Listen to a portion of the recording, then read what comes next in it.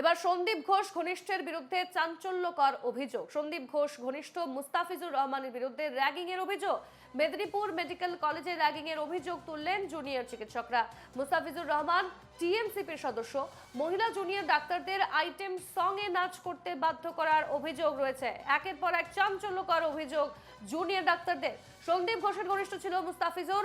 ছবি প্রকাশ করে দাবি আন্দোলনরত জুনিয়র ডাক্তারদের।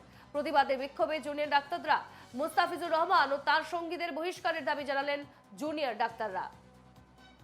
এবার সন্দীপ ঘোষ ঘনিষ্ঠের বিরুদ্ধে চাঞ্চল্যকর অভিযোগ জুনিয়র ডাক্তারদের।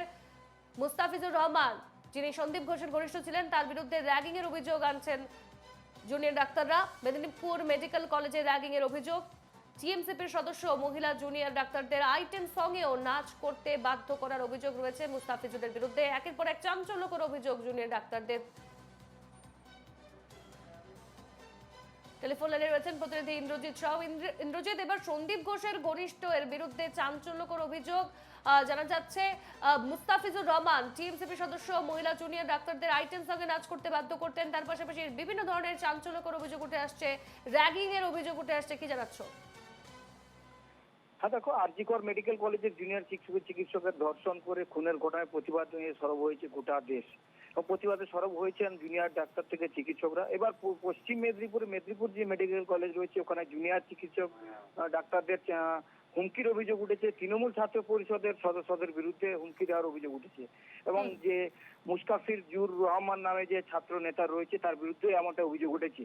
এমনকি মহিলা জুনিয়র ডাক্তারের আইটেম সং নাচ করতেও বাধ্য করা হয়েছে বলে এমনটা অভিযোগ। একের পর এক চাঞ্চল্যকর অভিযোগ উঠে এসেছে এবং এই অভিযোগ তুলছেন মহিলা জুনিয়র চিকিৎসক থেকে শুরু করে অন্যান্য চিকিৎসকরা।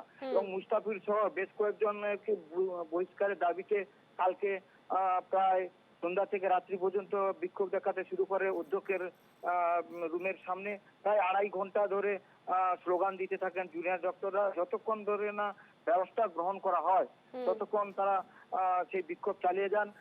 পরবর্তীতে যদিও তারা সেই বিক্ষোভ তুলে নেয় এবং যদিও আমরা ওই মুস্তাফিরের সঙ্গে যোগাযোগ করার চেষ্টা করেছিলাম, কিন্তু যোগাযোগ করা সম্ভব হয়নি। অন্যদিকে মেদিনীপুর মেডিকেল কলেজ যে অধ্যক্ষ মৌসুমী দত্ত আমাদের সংবাদ মাধ্যমের সামনে বলেছেন যে কিছু অভিযোগ এসেছে, সবকিছু আমরা খতিয়ে দেখছি এবং অপ্রীতিকর যদি কোনো ঘটনা ঘটে থাকে সেই রূপে আমরা সিসিটিভি আরো লাগানোর ব্যবস্থা করছি।